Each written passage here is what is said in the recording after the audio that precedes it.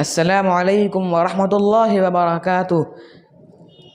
آپ صلی اللہ علیہ وسلم کی آمد سے پہلے مکہ کے لوگوں کے اندر کیا کیا برائیاں تھیں، ان کو مولانا الطاف حسین حالی رحمۃ اللہ علیہ نے اپنے اشعار میں کیا خوب بیان کیا ہے۔ آج میں وہ اشعار آپ کے سامنے پیش کروں گا، سماعت فرمائیں۔ چلن ان کے جتنے تھے سب وحشیانہ، ہر ایک لوٹ اور مار میں تھا یگانہ، فسادوں میں کٹتا تھا ان کا زمانہ، نہ تھا کوئی قانون کا تازیانہ، وہ تھے قتل و غارت میں چالاک ایسے، درندے کو جنگل میں بے باک جیسے، جوا ان کے دن رات کی دل لگی تھی، شراب ان کی گھٹی میں گویا پڑی تھی، تعیش تھا غفلت تھی دیوانگی تھی، غرض ہر طرح ان کی حالت بری تھی، بہت اس طرح گزری تھی ان کی صدیاں کہ چھائی ہوئی نیکیوں پر تھی بدیاں،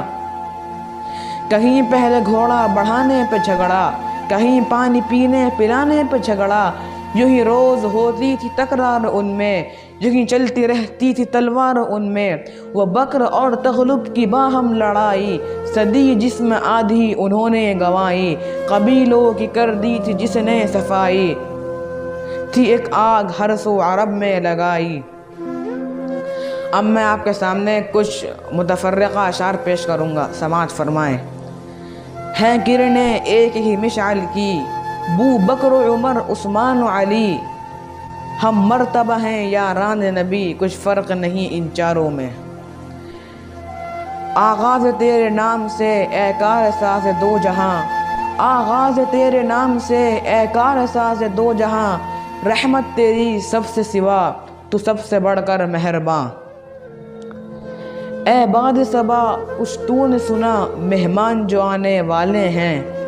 اے باد صبا کچھ تو نے سنا مہمان جو آنے والے ہیں،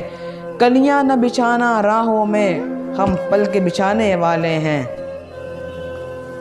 وہ بجلی کا کڑکا تھا یا صوت ہادی،